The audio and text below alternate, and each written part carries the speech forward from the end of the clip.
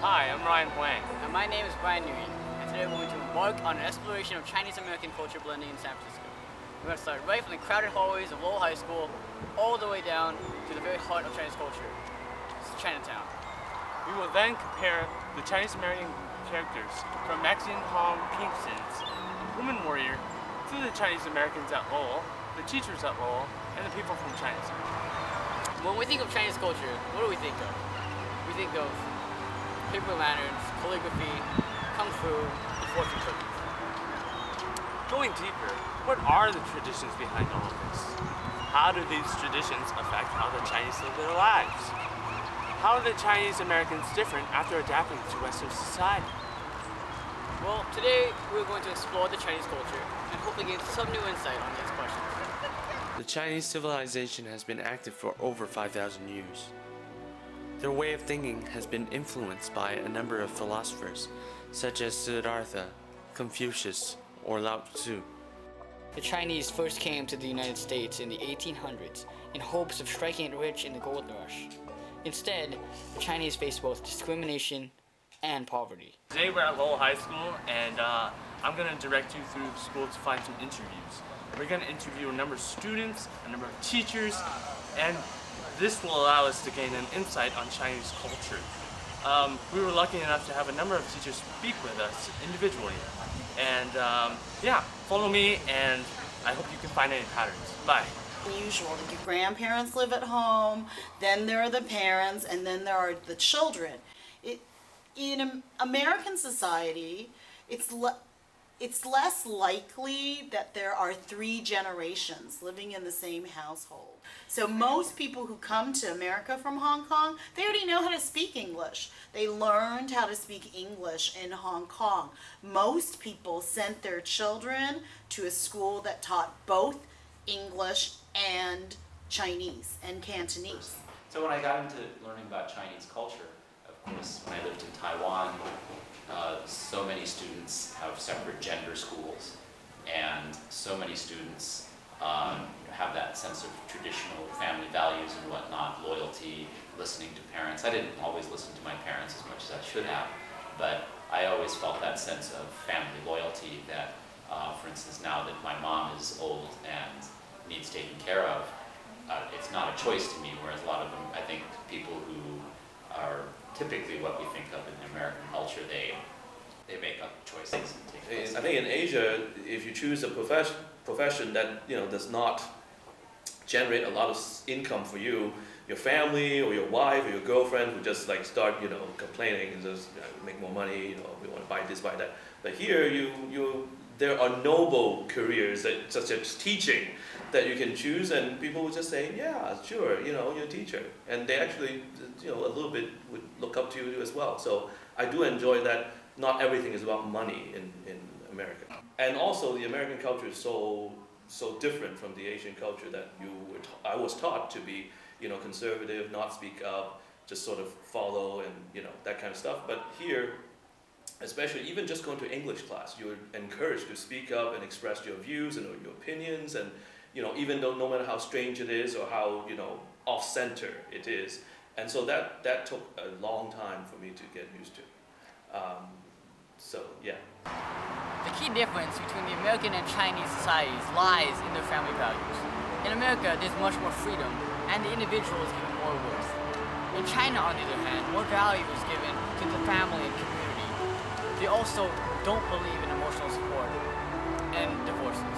Like in Warrior Woman, Maxine's mother doesn't offer her much moral support, showing the Chinese disbelief in emotional support. Furthermore, Maxine denies her mother's wishes of her becoming a loyal wife, showing her belief in American individualism.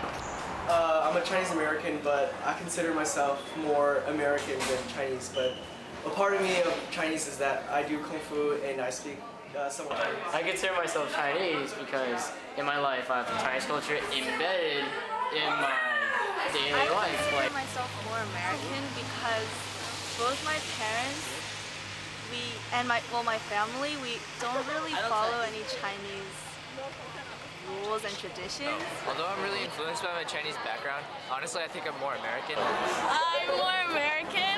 I feel more American than I do feel as Chinese. Culturally, I'm hella Asian. I'm more American. I'm more American than Chinese.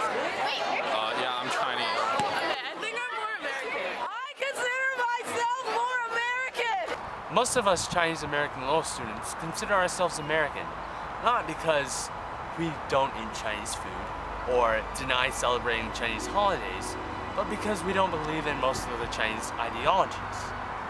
We don't deny food at our friend's house or plan on living with our parents when we get older. Identifying yourself with culture doesn't just mean believing in traditions and material culture, but also with believing in the native ideologies. The woman warrior, Moon Orchid, who just recently came over from China, compliments Brave Orchid's children and receives a response she didn't really expect. Her children didn't respond as politely and modestly as those who came from China. And, well, this shows us how ideologies can change when one moves from one place to another, especially when you're leaving home. There would have been no way Brian and I could get any information from Chinatown without a specialist. Neither one of us went there often enough to know the way. So, to help us on our quest to find some knowledge, I found Nelson Huang, a specialist in Chinese. He knows Tucson, Cantonese, Mandarin, and not to mention English and a bit of French. He served as our guide, a way of getting there and a way of getting back. He served as a cameraman, and most importantly, he served as a bridge to break the language barrier between us and the people of Chinatown. Chinatown is the center of Chinese culture in San Francisco. It formed in the 1800s when the Chinese immigrants came and faced racism. They bonded together like a family. It's sort of the same thing. The life, everything. See, even the life, you know, living, everything, they're almost the same. So the society here is good, and then after they came here, they got adapted to the life here. So they have their own lifestyle. So they chose to stay here. And China is almost the same. There's no much big difference. Everyone we interviewed in Chinatown claimed there was not much difference between living in America and China. This is strange, as all the teachers at Lowell and the students claimed that there was a lot to be different, and they were easily able to spot them out and tell it to us. After much thought and frustration, we were finally able to understand that it wasn't the people, it was the environment. Chinatown was built for one purpose, and that was to concentrate and consolidate the Chinese people and their traditions, and in the process of all of this, make a new Chinese community. The woman warrior, Maxine and her mom live in Chinatown, where they are not exposed to the foreign popular culture of America. Unlike her mother, however, Maxine goes to school with Americans, where she learns American ideals, thus making her less connected to her Chinese background. And that concludes our project. Hi, once again I'm Ryan Wang. And I'm Brad Nguyen, and we hope you had as much fun watching this as we did making it. Awesome. Bye. See ya.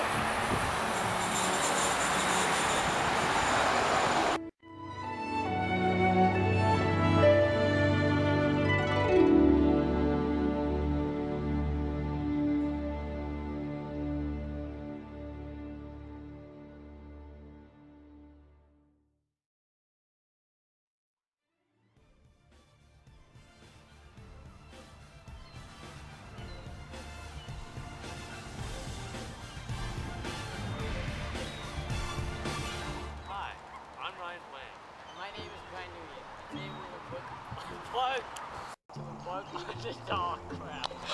On an exploration. Damn. Dude, sorry. On an exploration. What the fuck? Oh, On a quest!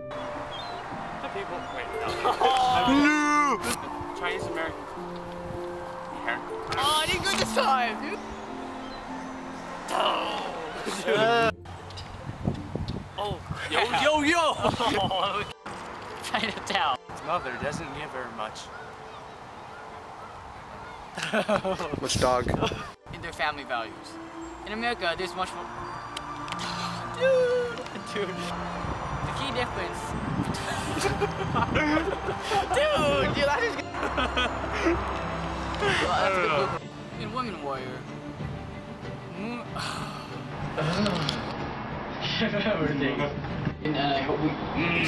Oh crap. Traditions and traditions. I trying to compliment. In Women Warrior, Moon Warrior, do you feel uncomfortable about that accepting? Wait, that's the only question? What is this for? Filipino! Hey Nelson! Hey! Shit! Don't stop me while I'm here, man. Dude, hey, are you more Chinese or American? Of course I'm Chinese, man. Dude, nigga, man. Have fun in arena. Alright, thanks, man. So, Chinese culture. Oh. Chinese. Their mother live in Chinatown, where they are not exposed to the foreign culture of that. And we hope you had it. We hope you had as much fun watching this video as we did.